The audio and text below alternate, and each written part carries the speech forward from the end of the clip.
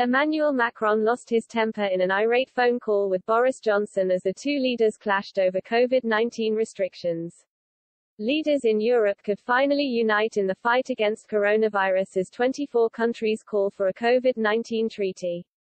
Prime Minister Boris Johnson, France's Emmanuel Macron and German Chancellor Angela Merkel are among those who have warned the pandemic has been a stark and painful reminder that nobody is safe until everyone is safe. In a co-signed letter, world leaders called for a new treaty for pandemic preparedness and response to tackle future health crises.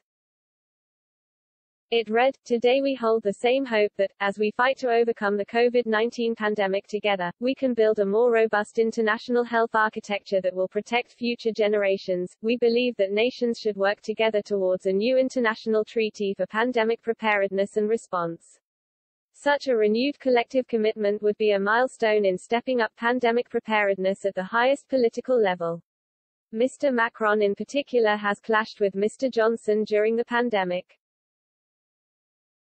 As COVID-19 began to sweep through Europe in March 2020, the French president had a tense phone call with the Prime Minister.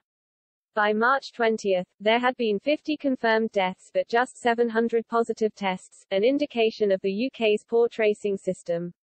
After London Mayor Sadiq Khan had already urged the Prime Minister to take action, it was then the turn of the French president, as highlighted in Failures of State by Jonathan Calvert and George Arbuthnot.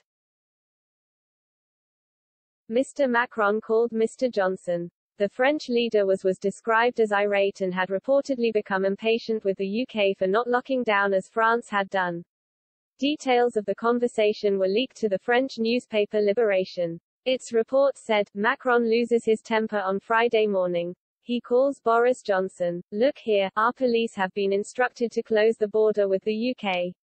Everything is ready to go unless you announce measures to fight the pandemic.